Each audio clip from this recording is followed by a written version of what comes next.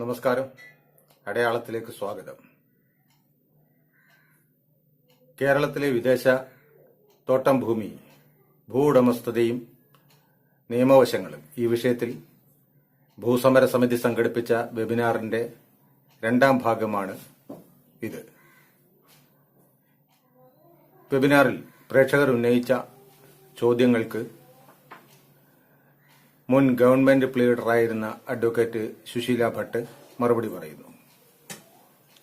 കേരളത്തിന്റെ 5.25 ലക്ഷം ഏക്കർ ഭൂമി അനധികൃതമായി കൈയടക്കി വച്ചിരിക്കുന്ന തോട്ടം കുത്തകകൾക്കെതിരെ നിയമ പോരാട്ടം നടത്തി ഈ ഭൂമി വീണ്ടെടുക്കുന്നതിനും അത് ഭൂരഹിതർക്ക് വിതരണം ചെയ്യുന്നതിനുമുള്ള പ്രക്ഷോഭങ്ങൾക്ക് കേരളത്തിലെ പുരോഗമന ശക്തികളോടൊപ്പം നിൽക്കുന്ന ശ്രീമതി സുശീല ഭട്ടിനെ സ്നേഹപൂർവ്വം സ്വാഗതം ചെയ്യുന്നു.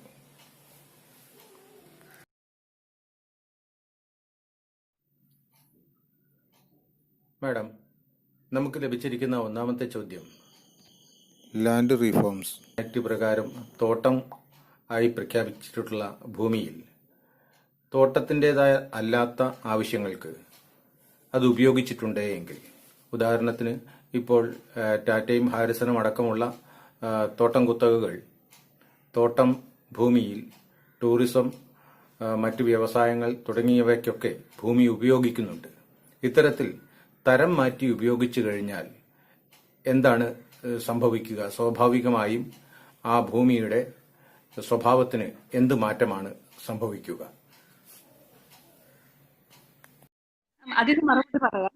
ആദ്യം ഈ പ്ലാന്റേഷൻ ആരുടെയാണ്, ഏത് രീതിയിലാണ്? ഈ പറഞ്ഞ വിദേശ കമ്പനികളുടെ ഭൂമി ഇനത്തിൽപ്പെട്ടതാണോ, അല്ലെങ്കിൽ സാധാരണ ഒരു നല്ല ഒരു തോട്ടമുടമയാണോ എന്ന് ആദ്യം ഒന്ന് ക്ലാരിഫൈ ചെയ്താൽ നന്നായിരുന്നു. ഇല്ലെങ്കിലും ഞാൻ പറയാം, ഈ തോട്ടഭൂമികളൊക്കെ ഇളവാക്കിയത് ഈ ലാൻഡ് റിഫോംസ് ആക്ടിന്റെ പരിധിയിൽ നിന്ന്, അതായത് 15 ഏക്കർ മാത്രമേ ഒരാൾക്ക് ഈ കേരള ലാൻഡ് റിഫോംസ് ആക്ട് പ്രകാരം പരിമിതിപ്പെടുത്തിയത്. അതിന് നിന്ന് ഇളവ് നൽകിയത് തോട്ടഭൂമികൾക്ക്. ആ തോട്ടഭൂമികൾക്ക് ഒരു പരിധിയും ഇല്ല. അപ്പൊ അങ്ങനെയുള്ള സാഹചര്യത്തിൽ ഒരു 10-100 ഏക്കറോ 1000 ഏക്കറോ 1,00,000 ഏക്കറോ ഒരാൾക്ക്, ഒരു വ്യക്തിക്ക് അല്ലെങ്കിൽ ഒരു കമ്പനിക്ക് കൈവശം വെക്കാം. അങ്ങനെയുള്ള ആ ഭൂമി എന്തെങ്കിലും ഒരു തരം മാറ്റിയാൽ ഉടൻ തന്നെ അത് മുച്ചഭൂമിയായിട്ട് മാറും. അതിന്റെ തരം മാറും. മിച്ചഭൂമിയാണെന്ന് എന്ന് പറഞ്ഞാൽ അത് സർക്കാർ ഭൂമി എന്ന നിലയിൽ വരും. അത് ഏത് രീതിയിലും അനധികൃതമായിട്ട് ഒരു തോട്ടഭൂമി, ഇളവ് നൽകിയ തോട്ടഭൂമി തോട്ടമല്ലാത്ത രീതിയിലുള്ള ഒരു ഭൂമിയാക്കി മാറ്റി വേറെ തോട്ടമല്ലാത്ത കാര്യങ്ങൾക്ക്, പിന്നെ ഉദ്ദേശങ്ങൾ വെച്ചിട്ട് അതിൽ വേറെ നിർമ്മാണങ്ങൾ നടത്തുകയോ ആ തരം മൊത്തം മാറ്റുകയോ ചെയ്താൽ ഉടനെ അതിൽ നടപടിയെടുക്കാം. അതിന് land board state land board ഉണ്ട്. സ്റ്റേറ്റ് ലാൻഡ് ബോർഡിന് ഹർജി നൽകിയാൽ അവര് താലൂക്ക് ലാൻഡ് ബോർഡ് വഴി ആ ഭൂമി തിരിച്ചെടുക്കാനുള്ള വകുപ്പുണ്ട്. അതിനുള്ള സാഹചര്യം ഈ കേസിൽ ഉണ്ടോ ഇല്ലയോ എന്നും കൂടി നോക്കണം. അതിന്റെ ബാക്കിയുള്ള നിയമവശങ്ങളും അതിന്റെ വസ്തുതകളും കൂടി നോക്കിയാലേ കറക്റ്റായിട്ട് അതിന്റെ മറുപടി പറയാൻ പറ്റുള്ളൂ. ജനറൽ ആയിട്ടാണ് ഞാൻ പറയുന്നത്. ഇനം മാറ്റിയാൽ അതിന്റെ ആ സ്വഭാവം ഇല്ലാതാവും. മിച്ചഭൂമി എന്നുള്ള, ഇളവ് നൽകിയ തോട്ടഭൂമി എന്നുള്ളതിന്റെ സ്വഭാവം മാറി അത് മിച്ചഭൂമിയായി മാറുകയും ചെയ്യും. ചെറുവള്ളി തോട്ടം ഏറ്റെടുക്കുന്നതുമായി ബന്ധപ്പെട്ടുകൊണ്ട് നിരവധിയായ നിയമപ്രശ്നങ്ങളും മറ്റു കാര്യങ്ങളുമെല്ലാം ഇന്ന് ചർച്ചയാവുന്നുണ്ട്. ഈ സാഹചര്യത്തിൽ ചെറുവള്ളി എസ്റ്റേറ്റുമായി ബന്ധപ്പെട്ട നിയമപ്രശ്നങ്ങൾ ഒന്ന് വിവരിക്കാമോ എന്നാണ് അടുത്ത ചോദ്യം. ഞാനിപ്പോ നേരത്തെ പറഞ്ഞ പോലെ 2005 ഈ ഗോസ്പൽ ഫോർ ഏഷ്യ എന്ന ട്രസ്റ്റ് രജിസ്ട്രേഷൻ വഴി ഈ 2263 ഏക്കർ വാങ്ങുന്നത്. അപ്പോൾ വിറ്റിരിക്കുന്നത് ഹാരിസൺ മലയാളം ലിമിറ്റഡ് എന്നുള്ള കമ്പനിയാണ്. ആ ഹാരിസൺ മലയാളം ലിമിറ്റഡ് എന്ന കമ്പനി 1984 നിലവിൽ വരുന്നത്. അതിനു മുമ്പ് ഇതിന്റെ ഉടമസ്ഥാവകാശം എന്ന് ക്ലെയിം ചെയ്യുന്നത് മലയാളം പ്ലാന്റേഷൻ ഇന്ത്യ ലിമിറ്റഡ് ആണ്. ആ മലയാളം പ്ലാന്റേഷൻ ഇന്ത്യ ലിമിറ്റഡ് എന്ന് പറഞ്ഞ് ചേഞ്ച് ചെയ്യുന്നത് 1976 കാലയളവിൽ ഒരു വിദേശി കമ്പനിയായ മലയാളം പ്ലാന്റേഷൻ ലിമിറ്റഡ് ഉണ്ടായിരുന്നത് ഒരു ഇന്ത്യൻ കമ്പനി, കുറെ ഇന്ത്യക്കാരെയും അവരുടെ കുറെ ഈ സായിപ്പന്മാരൊക്കെ കൂടിയിട്ട് ഒരു ഇന്ത്യൻ കമ്പനി ആക്കിയിട്ട് അതിൽ കുറെ ഷെയർ ലണ്ടൻ കമ്പനി വെച്ചിട്ട് അങ്ങനെ മാറ്റിയ എന്താ പറയാ ഒരു രൂപഭേദം ഒക്കെ കൊണ്ടുവന്ന ഒരു കമ്പനിയാണ് ഈ ഭൂമികൾ മൊത്തം കൈവശം വെച്ചിരുന്നത്.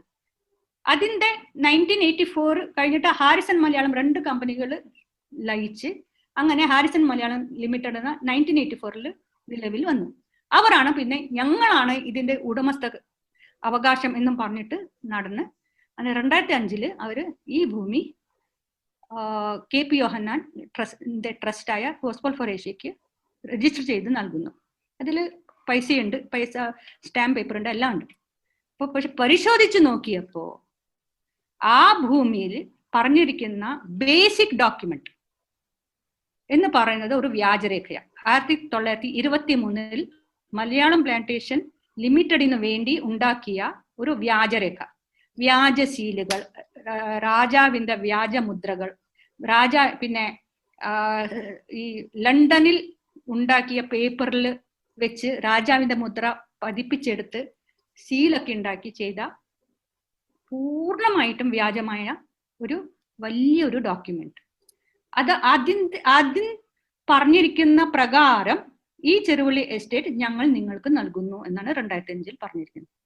2005 ഡോക്യുമെന്റിന്റെ ഷെഡ്യൂൾ നോക്കിയപ്പോ ഈ 1923 പറഞ്ഞിരിക്കുന്ന ചെറുവള്ളി എസ്റ്റേറ്റ് എന്ന് പറയുന്ന സർവേ നമ്പറുകൾ ഒന്നുമില്ല. നമ്മളൊരു ഭൂമിയിൽ നിന്ന് വേറെ ഭൂമി നൽകുമ്പോൾ അതിലുള്ള എല്ലാ സർവേ നമ്പറുകളും ഈ കൈമാറ്റം ചെയ്യപ്പെടുന്ന ഭൂമിയുടെ എല്ലാ സർവേ നമ്പറിലും ബാക്കിയുള്ള ആ വാങ്ങുന്ന ആളുടെ ആധാരങ്ങളിൽ കാണണമല്ലോ. ഇതില്ല. അപ്പോ ഒരു ബേസിക് ആധാരം കാണിച്ചിട്ട് ഇതാണ് ചെറുവള്ളി എസ്റ്റേറ്റ് ഇന്നാ പിടിച്ചെന്ന് പറഞ്ഞിട്ട് വേറെ കുറെ സർവേ നമ്പറുകൾ വെച്ചിട്ട് വേറെ ഒരു ഭൂമി ക്രിയേറ്റ് ചെയ്യുക, അതിന് എന്ത് വിലയാ? എന്ത് ഏത് രീതിയിൽ നമുക്കത് സാധൂകരിക്കാൻ പറ്റും? അതാണ് യഥാർത്ഥമായ നിജസ്ഥിതി. ഇതൊക്കെ നിങ്ങൾ ഈ രാജമാണിക്യം ഒരു പ്രൊസീഡിങ്സ് ഇറക്കിയിരുന്നു. ചെറുവള്ളി എസ്റ്റേറ്റ് ഏറ്റെടുക്കുന്ന പ്രൊസീഡിങ്സിൽ എല്ലാം വളരെ കൃത്യമായിട്ട് പറഞ്ഞിട്ടുണ്ട്.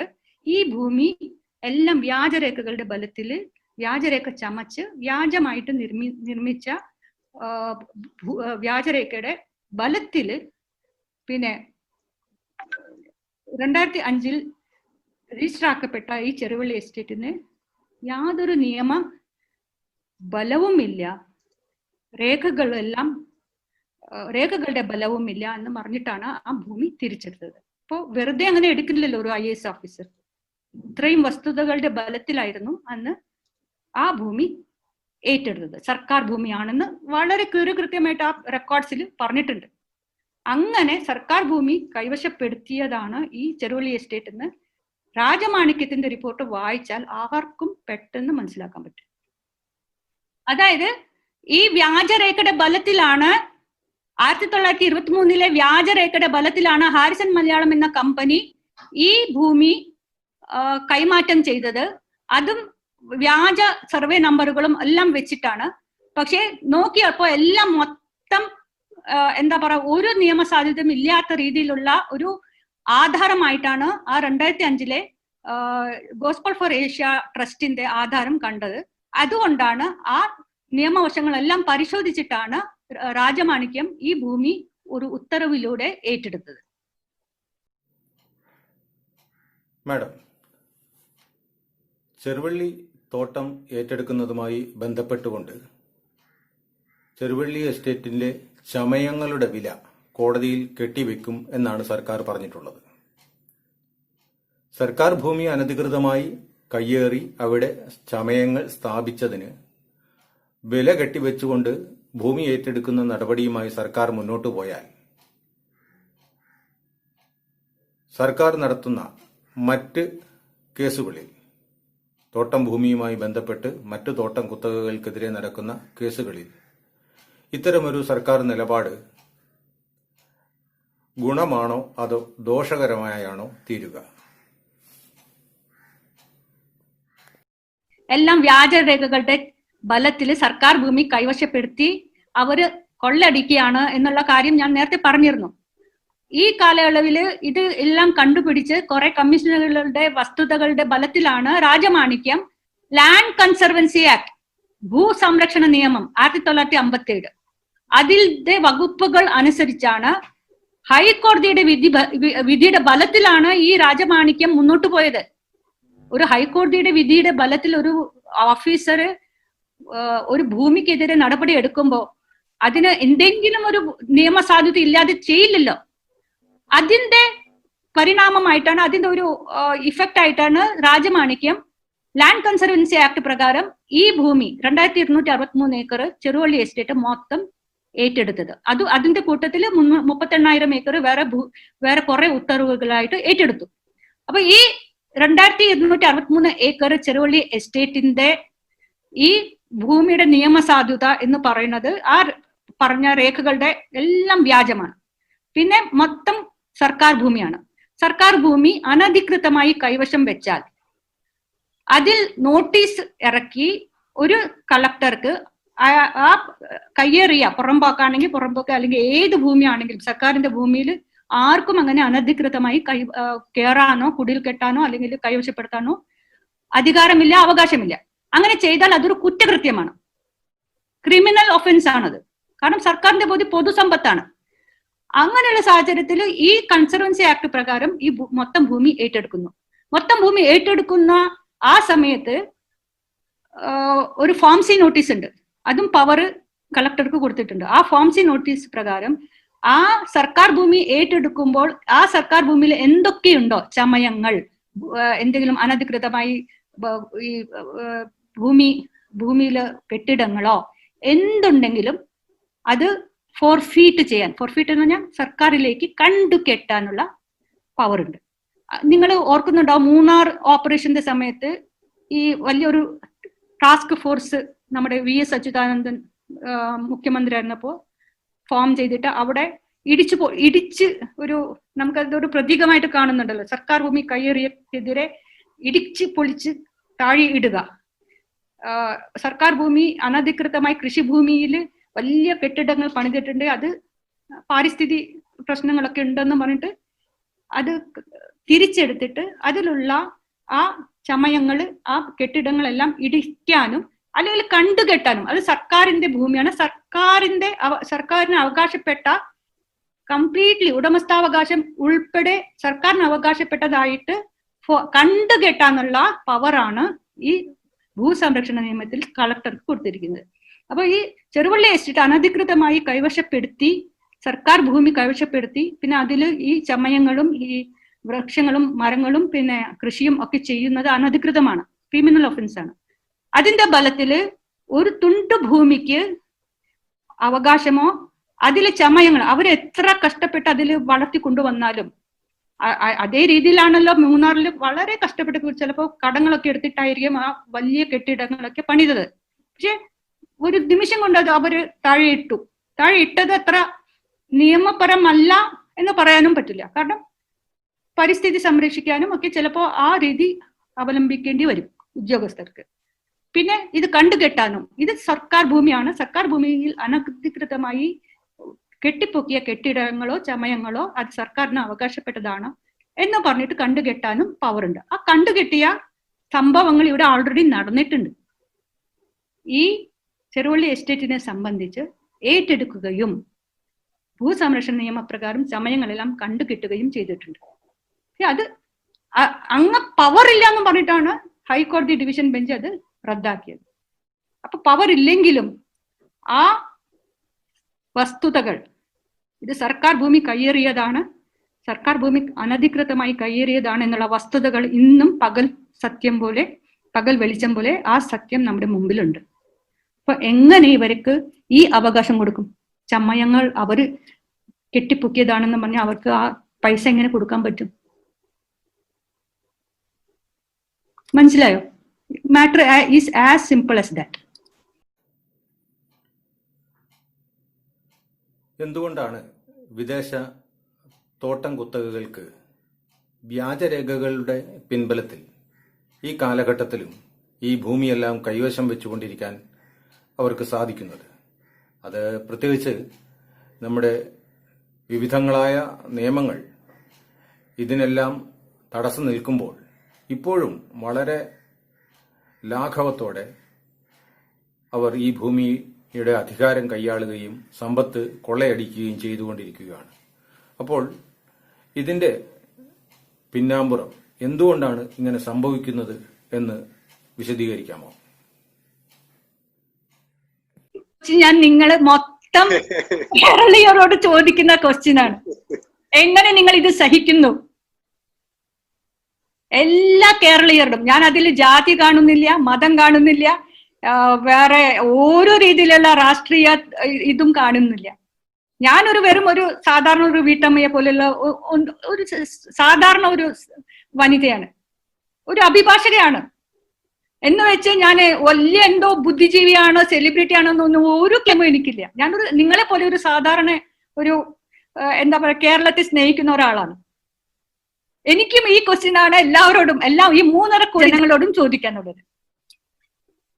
അതിന്റെ ഉത്തരം ഈ 3.5 കോടി ജനങ്ങളും അതിന്റെ വ്യവസ്ഥകളും അതിന്റെ മേലധികാരികളും ഭരണാധികാരികളും എല്ലാം ആലോചിച്ചിട്ട് കണ്ടുപിടിക്കേണ്ട ഒരു ക്വസ്റ്റ്യന്റെ ആൻസർ ആണ്. അവരാണ് ആൻസർ നിങ്ങൾക്ക് നൽകേണ്ടത്. തോട്ടം കുത്തകകളും സർക്കാരും കേരളത്തിലെ വിവിധങ്ങളായ കോടതികളിൽ പലവിധ തർക്കങ്ങൾ നിലനിൽക്കുന്നുണ്ട്.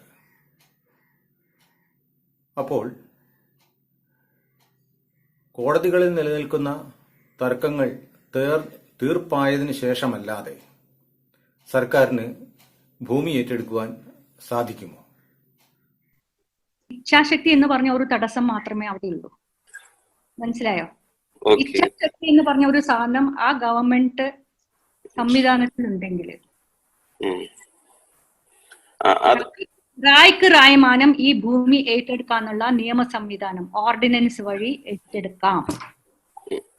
മനസ്സിലായോ? കാരണം വ്യാജരേഖകളുടെ ബലത്തിൽ ഇത്രയും ഭൂമി കയ്യിലെണ്ണാവുന്ന ആൾക്കാരുടെ കൈവശമുള്ളത് തന്നെ ഭരണഘടനാ വിരുദ്ധമായ ഒരു പ്രതിഭാസമാണ്. മനസ്സിലായോ? ഇത്രയും ആൾക്കാർ, ഇത്രയും ജനങ്ങള് ഭൂരഹിതരായി നരക ജീവിതം ജീവിക്കുന്ന ഒരു സംസ്ഥാനത്ത് കയ്യിലെണ്ണാവുന്ന ആൾക്കാർ ഇത്രയും ഭൂമി കൊള്ളയടിക്കുന്നു, അതും വിദേശി കുത്തകകളുടെ പേരിൽ എന്ന് പറയുന്ന നമ്മുടെ ഭരണഘടനാ വ്യവസ്ഥകളെ വെല്ലുവിളിക്കുന്ന രീതിയിലാണ് ഈ ഭൂമി കൈവശം വെച്ചിരിക്കുന്നത്. അത് ഏറ്റെടുക്കാൻ നിയമ സംവിധാനം നമുക്ക് ഉണ്ട്. നിയമനിർമ്മാണത്തിലൂടെ നമുക്ക് ഏറ്റെടുത്താൽ ആർക്കും ഒന്നും ചെയ്യാൻ പറ്റില്ല. ആരാണത് നിയമനിർമ്മാണത്തിലൂടെ ഏറ്റെടുത്ത് ഇത് ശരിയല്ല എന്ന് പറയാനുള്ള ധൈര്യം ആർക്കുണ്ടാവും? ഈ പറയുന്ന ആൾക്കാർ പോണം ഹൈക്കോടതിയിൽ. ഹൈക്കോടതി പറയണം ഈ നിയമനിർമ്മാണം തെറ്റാണ്, അൺകോൺസ്റ്റിറ്റ്യൂഷണൽ ആണ്, ഇങ്ങനെ നിങ്ങൾക്ക് അധികാരമില്ല എന്നൊക്കെ പറയുന്ന രീതിയിൽ വളരെ സ്ട്രെയിൻ ചെയ്ത് പറയേണ്ടി വരും ഹൈക്കോടതിക്ക്. കാരണം നിയമപരമായി കൈവശപ്പെടുത്തിയ ജന്മിമാരുകളുടെ ഭൂമി കേരള ഭൂപരിഷ്കരണ നിയമപ്രകാരം ഏറ്റെടുത്തത് എല്ലാം ശരിയാണെന്ന് പറഞ്ഞ വിധികളുണ്ട്. ഹൈക്കോടതി, സുപ്രീം കോടതി വിധികളുണ്ട്. നിയമപരമായി കൈവശം വെച്ച ഭൂമികളാണ് സർക്കാർ ഏറ്റെടുത്തത് നിയമനിർമ്മാണത്തിലൂടെ. ഇപ്പൊ അനധികൃതമായി വിദേശികളുടെ ഭൂമി നമ്മൾ കൈവശപ്പെടുത്താനും നമുക്ക് ഏറ്റെടുക്കാനും പിന്നെ എന്തിന്റെ കുറവാണ് നമുക്കുള്ളത്? അതാ ഞാൻ പറഞ്ഞ ഒരു ഇച്ഛാശക്തി എന്ന് പറഞ്ഞ ഒരു സാധനം ഉണ്ടെങ്കിൽ റായ്ക്ക് റായ്മാനം ഈ ഭൂമി നമുക്ക് ഏറ്റെടുക്കാൻ പറ്റും. അതിന് ഒരു നിയമ തടസ്സവുമില്ല. മറ്റൊരു ചോദ്യം, ബ്രിട്ടീഷ് രാജ്ഞിയുടെ പേരിൽ തോട്ടം കുത്തകകൾ കരമടയ്ക്കുന്നുണ്ടോ എന്നാണ്. വലിയൊരു നിയമ പ്രശ്നത്തിന്റെ പേരിലാണ് അങ്ങനെ ഒരു ഇത് വന്നത്. കാരണം മലയാളം പ്ലാന്റേഷൻ ലിമിറ്റഡ് എന്ന് പറഞ്ഞാൽ വിദേശി കമ്പനി, അവരുടെ പേരിലാണ് ഇപ്പൊ മൊത്തം തണ്ടപ്പേരുകളും ടാക്സും ഈ ഹാരിസൺ മലയാളം അടയ്ക്കുന്നത്.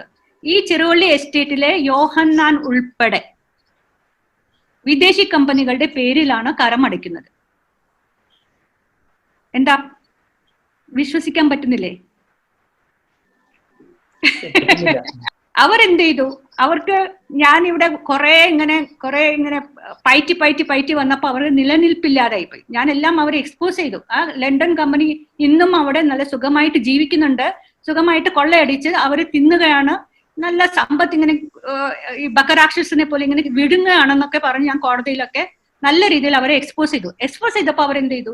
ഇനി ആ കമ്പനി അവിടെ കിടന്ന് അവിടെ ഇനിയും നിൽക്കുകയാണെങ്കിൽ ചിലപ്പോൾ പണി കിട്ടും എന്നുള്ള ഒരു സാഹചര്യം അവിടെ വന്നു. അപ്പൊ ലണ്ടൻ കമ്പനി എന്ത് ചെയ്തു? London company Malayalam plantation limited എന്നുള്ളത് വൈൻഡ് അപ്പ് ചെയ്തു. മനസ്സിലായോ? വൈൻഡ് അപ്പ് ചെയ്തപ്പോ മലയാളം പ്ലാന്റേഷൻ ലിമിറ്റഡിന്റെ ആസ്തികളൊക്കെ അവിടുത്തെ നിയമപ്രകാരം ക്വീനിന്റെ അധീനതയിൽ വന്നു, രാജ്ഞിയുടെ അധീനതയിൽ വന്നു. മനസ്സിലായോ?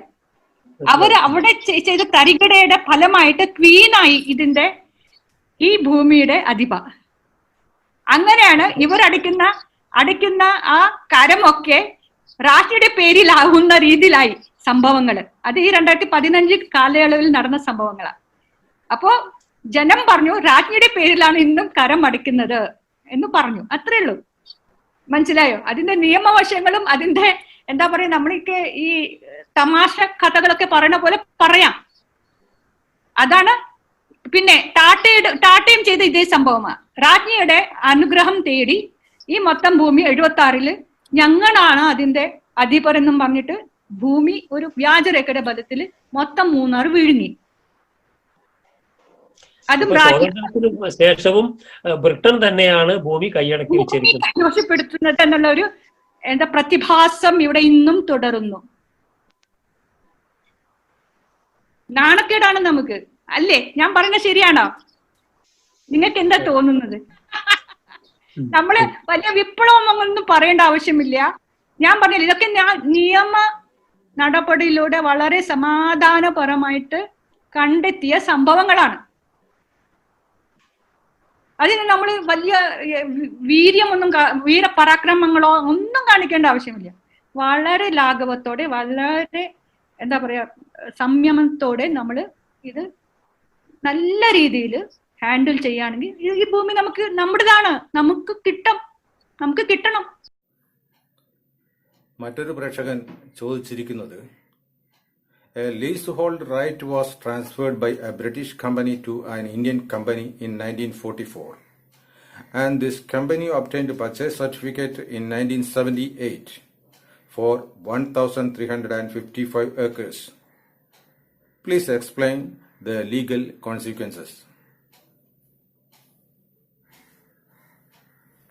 1944 എന്ന് പറയുമ്പോൾ സ്വാതന്ത്ര്യം കിട്ടുന്ന മുമ്പായിട്ട് British company leasehold right ഒരു ഇന്ത്യൻ കമ്പനിക്ക് കൈമാറി എന്നാണ് കേസ്. ഓക്കെ, ആക്സെപ്റ്റ് ചെയ്യുന്നു. 1054 ഏക്കറിന് പട്ടയം 74 കൊടുക്കുക എന്ന് പറയുന്നത് ഒരു വിചിത്രമായ ഒരു നടപടിയാണ്. കാരണം കുടിയാന്മാർക്ക് ഭൂമിയിൽ ഈ അധികൃതരായിട്ട് മണ്ണിന്റെ മക്കൾക്ക് persons, it is not meant for companies. ഈ നിലവില്ലാത്ത നാച്ചുറൽ പേഴ്സൺ അല്ലാത്ത ആൾക്കാർക്കൊന്നും ഈ പട്ടയത്തിന് അവകാശമില്ല. ലാൻഡ് റിഫോംസ് ആക്ട് പ്രകാരം ഭൂമിയിൽ വേർപൊലിച്ച് നിൽക്കുന്ന പച്ച മനുഷ്യർക്ക് മാത്രമേ ഈ ലാൻഡ് റിഫോംസ് ആക്ട് പ്രകാരം ലാൻഡ് ട്രൈബ്യൂണലിന് പട്ടയം കൊടുക്കാനുള്ള അധികാരമുള്ളൂ. പിന്നെ അതിനും ഒരു പരിമിതി ഉണ്ട്, 15 ഏക്കർ കവിയാൻ പാടില്ല. അങ്ങനെയുള്ള സാഹചര്യത്തിൽ ഒരു ഇന്ത്യൻ കമ്പനി 1336 ഏക്കർ പട്ടയം കിട്ടി എന്നൊക്കെ പറയണത് തന്നെ ആ പട്ടയത്തിന് ഒരു കടലാസ് വില പോലും നൽകേണ്ടതില്ല. മറ്റൊരു പ്രേക്ഷകൻ ചോദിച്ചിരിക്കുന്നത്, a leasehold right was transferred by a British company to an Indian company in 1944, and this company obtained a purchase certificate in 1978 for 1,355 acres. Please explain the legal consequences. 1944 എന്ന് പറയുമ്പോൾ സ്വാതന്ത്ര്യം കിട്ടുന്ന മുമ്പായിട്ട് British company leasehold right ഒരു Indian കമ്പനിക്ക് കൈമാറി എന്നാണ് case. Okay, accept ചെയ്യുന്നു. 1054 ഏക്കറിന് പട്ടയം 74 കൊടുക്കുക എന്ന് പറയുന്നത് ഒരു വിചിത്രമായ ഒരു നടപടിയാണ്. കാരണം കുടിയാന്മാർക്ക് ഭൂമിയിൽ ഈ അധികൃതരായിട്ടുള്ള മണ്ണിന്റെ മക്കൾക്ക് persons, it is not meant for companies, ഈ നിലവില്ലാത്ത നാച്ചുറൽ പേഴ്സൺ അല്ലാത്ത ആൾക്കാർക്കൊന്നും ഈ പട്ടയത്തിന് അവകാശമില്ല. ലാൻഡ് റിഫോംസ് ആക്ട് പ്രകാരം ഭൂമിയിൽ വേർപൊലിച്ച് നിൽക്കുന്ന പച്ച മനുഷ്യർക്ക് മാത്രമേ ഈ ലാൻഡ് റിഫോംസ് ആക്ട് പ്രകാരം ലാൻഡ് ട്രൈബ്യൂണലിന് പട്ടയം കൊടുക്കാനുള്ള അധികാരമുള്ളൂ. പിന്നെ അതിനും ഒരു പരിമിതി ഉണ്ട്, 15 ഏക്കർ കവിയാൻ പാടില്ല. അങ്ങനെയുള്ള സാഹചര്യത്തിൽ ഒരു ഇന്ത്യൻ കമ്പനി 1336 ഏക്കർ പട്ടയം കിട്ടി എന്നൊക്കെ പറയണത് തന്നെ ആ പട്ടയത്തിന് ഒരു കടലാസ് വില പോലും നൽകേണ്ടതില്ല. കേരള സർക്കാർ ബ്രിട്ടീഷ് രാജ്ഞിയുടെ പേരിൽ നികുതി സ്വീകരിക്കുന്നത് ശരിയാണോ? മറ്റൊന്ന് ഈ ചോദ്യത്തോടൊപ്പം തന്നെ ചോദിച്ചിരിക്കുന്നത്, കേരളത്തിൽ മാത്രമല്ല ഇന്ത്യയിലെ പല സംസ്ഥാനങ്ങളിലും തോട്ടം കുത്തകകൾ ഇത്തരത്തിൽ വൻതോതിലുള്ള ഭൂമി കയ്യേറ്റങ്ങളും അനധികൃതമായി ഭൂമി കൈവശം വെക്കലും അതിന്റെ വിൽപ്പനയും എല്ലാം നടത്തിക്കൊണ്ടിരിക്കുന്നുണ്ട്. ഇത്തരം കയ്യേറ്റങ്ങൾക്കെതിരെ എന്താണ് ചെയ്യാൻ സാധിക്കുക? ഇതിനുള്ള പ്രതിവിധി എന്താണ്? ആദ്യം ചോദിച്ചത് ബ്രിട്ടീഷ് രാജ്യത്തിലെ വിദേശ കമ്പനികളുടെ പേരിലാണ് ഇപ്പോഴും തണ്ടപ്പേരുകൾ ഉള്ളത്. അവരുടെ പേരിലാണ് ഈ ഹാരിസൺ മലയാളം കമ്പനി 1984 മാത്രം നിലവിൽ വന്നു. അവർക്ക് ആ ഭൂമി അവരുടേതാണെന്ന് തണ്ടപ്പേര് മാറ്റാനോ അത് അവരുടേതാക്കി എടുക്കാനോ പറ്റിയില്ല. അങ്ങനെ വിദേശി കമ്പനിയുടെ പേരിലാണ് ഇവർ കടം അടയ്ക്കുന്നത് പോലും. പിന്നെ ഇതിന്റെ പ്രത്യാഘാതം വേറെ സംസ്ഥാനങ്ങളിലും കാണൂലേ എന്നുള്ള ഒരു സംശയമുണ്ട്. അത് അതാത് സംസ്ഥാനങ്ങൾ ടേക്കപ്പ് ചെയ്യണം. അവരുടേതായ ഭൂമി അവരുടെ സംസ്ഥാനത്തിലെ ആൾക്കാർക്ക് വേണോ, നൽകണോ വേണ്ടയോ, അതുപോലെ ഇവർ ഈ തോട്ടമുടമകൾ മുന്നോട്ട് പോകണോ എന്നൊക്കെ അവരുടെ നയപ്രകാരം അവർ തീരുമാനിക്കണം. അതിൽ നമുക്കൊന്നും ചെയ്യാൻ പറ്റില്ല. പക്ഷെ ഇന്ത്യ മഹാരാജ്യത്ത് ഇതുപോലെ അനീതി തുടരുകയാണോ എന്നുള്ളൊരു സാഹചര്യം വന്നാൽ കേന്ദ്ര ഗവൺമെന്റിന് പോലും ഇതിൽ ഇടപെട്ടിട്ട് അതിനുള്ള സാഹചര്യം ഇല്ലാതാകാം. കാരണം ഒരു വിദേശി കമ്പനി ഉൾപ്പെട്ട ഒരു സംഭവം ഈ ഇന്ത്യ മഹാരാജ്യത്ത് ഇന്നും തുടരുന്നു എന്ന് പറയാം. അത് നമ്മുടെ സോവർണിറ്റിക്ക് തന്നെ, പരമാധികാരത്തിന് തന്നെ ഒരു നാണക്കേടാണ്, ഒരു ചാലഞ്ചാണ്. അപ്പോൾ ഇന്ത്യ മഹാരാജ്യത്തിന്, സെൻട്രൽ ഗവൺമെന്റിന് ഇതിൽ പിന്നെ ഇടപെട്ടിട്ട് വേണ്ട വിധത്തിൽ അതിന് പോംവഴി കണ്ടെത്താൻ പറ്റും. ഭൂമിക്ക് വേണ്ടിയുള്ള പ്രക്ഷോഭങ്ങളിൽ ഐക്യപ്പെടുന്നുവെങ്കിൽ ചാനൽ സബ്സ്ക്രൈബ് ചെയ്യുക, ഷെയർ ചെയ്യുക. നിങ്ങളുടെ വിലയേറിയ അഭിപ്രായങ്ങളും നിർദ്ദേശങ്ങളും കമൻറ്റുകളായി രേഖപ്പെടുത്തുക.